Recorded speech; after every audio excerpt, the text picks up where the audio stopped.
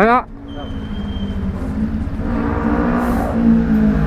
Cilaka we nya eta mah. Hah? Kita cilaka. Oh, cerik aing mah.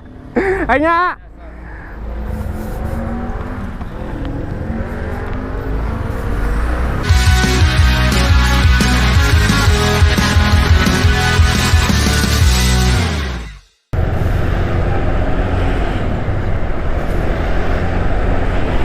Halo semuanya, kembali lagi dengan saya Tio Fajars. Gimana hari ini, kalian udah pada Semoga udah ya, karena bahaya kalau misalkan kalian belum hari ini. Oke, today is Monday, tomorrow is Tuesday, and yesterday is Sunday.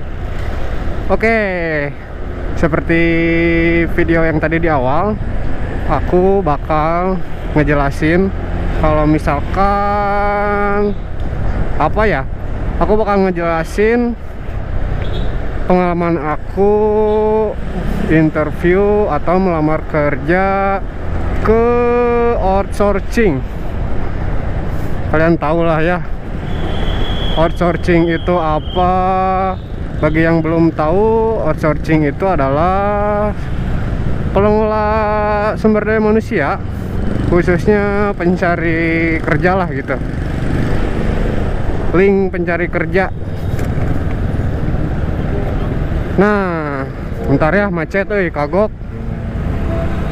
Kita lanjut lagi teman-teman. Maaf tadi kepotong karena macet. Oke, jadi tadi tuh sampai mana ya? Oh, tentang outsourcing ya. Jadi tadi saya ke salah satu outsource terkenal di daerah Bandung. Nama outsourcingnya Mutual Plus. Banyaklah beberapa outsourcing yang terkenal di daerah Bandung. Ada Mutual Plus, ada PKSS, sama ada IMS, ada KPSG. Wah, banyak lah pokoknya mah ya. Nah, kebetulan waktu minggu lalu tuh saya dapat info lowongan untuk staff IT perbankan ya, khususnya dari Instastory-nya Mutual Plus.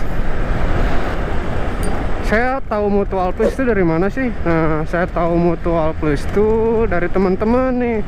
Karena di tempat kerja saya yang dulu tuh kebanyakan orang-orang yang pakai outsourcingnya tuh Mutual Plus.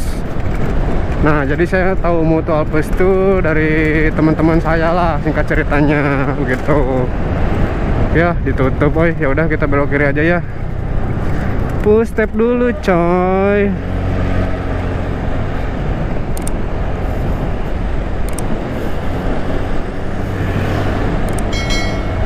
Oke, singkat cerita seperti tadi ya. Singkat cerita teman-teman yang tempat kerja saya dulu tuh pada pakai Mutual Plus outsource-nya. Terus di Mutual Plus itu tadi saya lihat ya di bannernya, nggak hanya di perbankan aja sih.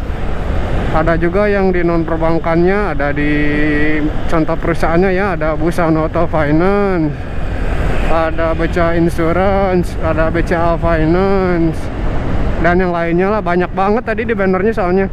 Dan berbagai posisi, ada frontliner, ada back office, ada staff IT, ada administrasi, ada collection, ada field collector. Field collector sama collection sama aja ya. Ya banyak lah pokoknya mah. Jadi begitu teman-teman semua, banyak banget kalau misalkan di outsourcing itu. Nah, sambil kita motoran, sambil juga kita bahas tentang apa sih enaknya lewat outsource itu, nyari kerja lewat outsource khususnya. Apa sih gak enaknya nyari kerja lewat outsource ya menurut saya dan menurut Mbah Google juga. Nah, kita belok dulu ya, belok kanan.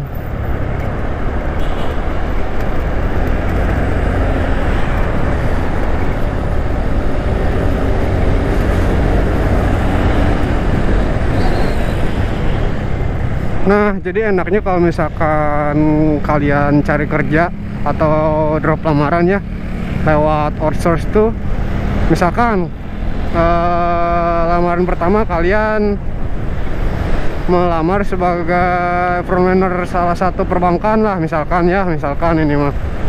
Terus setelah ikut proses seleksi, kalian tuh nggak lolos nih di seleksi keberapa, maupun itu di awal administrasi. Tapi nggak mungkin juga ya administrasi nggak lolos, tapi ada aja yang nggak lolos. Terus misalkan kalian nggak lolos di psikotes misalkan ya. Nah, enaknya di outsource itu kalian tuh bisa ditawarin ke divisi yang lain. Misalkan saya ngelamar jadi frontliner, terus jurusan saya misalkan IT ya, sistem informasi atau enggak teknik informatika. Nah, ketika ada lowongan yang berbau-bau IT atau misalkan staff IT atau apalah itu UI UX atau front end gitu ya.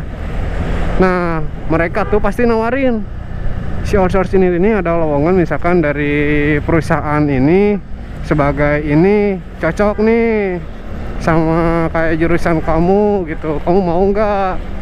Nah, enaknya di outsourcing tuh gitu, kalau misalkan kita nggak cocok atau nggak lulus di pertama, kita bisa tawarin lagi yang lowongan selanjutnya gitu. Waduh, anjing angkot goblok. Memang.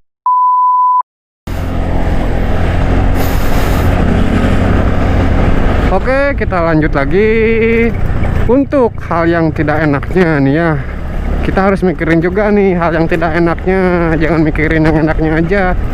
Hal yang tidak enaknya kalau misalkan lewat outsource itu, pertama, nggak semua juga sih ya. Pertama, ada ijazah yang ditahan.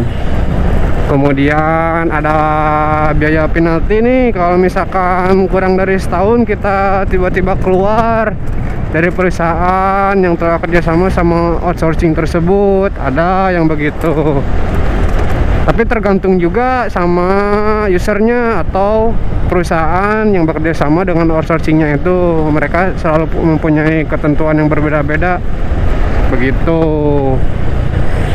Nah, tadi saya juga nanya ya ke teman saya yang Mutual Plus. Dia di BCA Finance itu sebagai marketing support ya, bagian administrasi lah gitu lah istilahnya ya, singkatnya. Dia tuh ijazah nggak ditahan, tadi saya nanya tuh. Kemudian waktu saya tadi interview sama pihak outsource-nya atau Mutual Plus-nya, kan saya ngelamar sebagai staff IT ya di Bank BRI. Nah, kalau di Bank BRI ada penahanan ijazah coy. Jadi tergantung kata orang Mutual Plus-nya, tergantung dari user atau perusahaan tersebut, ketentuannya beda-beda. Oh gitu. Wah, enak nih, nggak macet.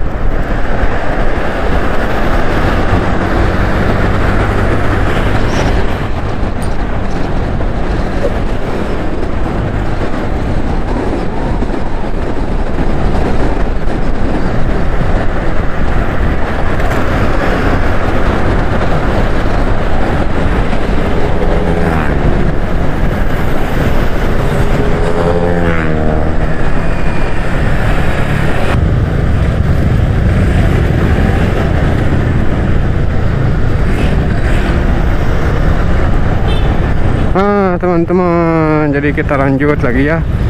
Tadi tuh sampai di enak gak enak. Sekarang kita bahas ngapain aja sih tadi tesnya di Mutual Plus.